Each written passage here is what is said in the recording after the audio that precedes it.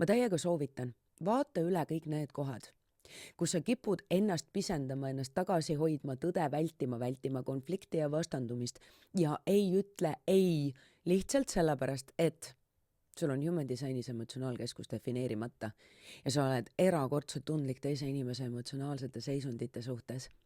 Ja sa tead ette, et kui teisele inimesele öelda siin nüüd ei või öelda välja midagi, mida sa päriselt tunned, arvad või tahad, et siis see paneb loksuma, see paneb lainetama ja et sa ei pruugi toime tulla teise inimese emotsionaalse vastusega. Defineerimata emotsioonid ja enda lõhkumine ja retsimine lihtsalt sellepärast, et ma kardan teise inimese emotsionaalset reaktsiooni ja ma kardan, et see lööb mind tasakaalust välja ja ma ei tea, kas ma tulen sellega toime. Muide, ma võin saladuskattele öelda, et see samamoodi hoiab sind tagasi ka tegutsemast ja see, et ma kardan, mida teised inimesed arvavad. Ei, küsimus ei ole teiste inimeste arvamuses. Küsimus ei ole teiste inimeste emotsionaalses reaktsioonis. Küsimus on selles, et eriti kui sul on emotsionaalkeskus defineerimata, siis sa ei ole kindel selles, kas ja kuidas sa toime tuled.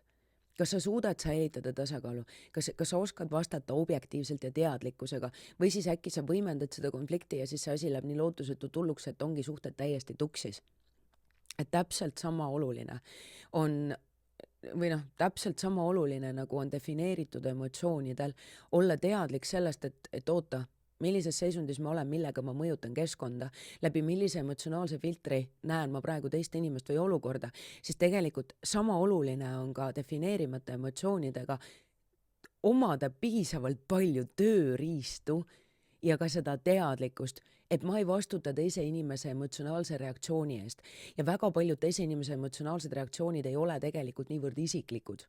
Mina ei vastuta kellegi teise õnnelikuks tegemise eest. Ja kui ka keegi teine väljendab oma pahameelt, siis see on tema isiklik pahameel.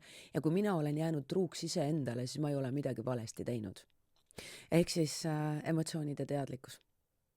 Oluline teema. Kui tahad rohkem teada, siis vaata, äkki kolmapäeval algav teekond kõnetab sind.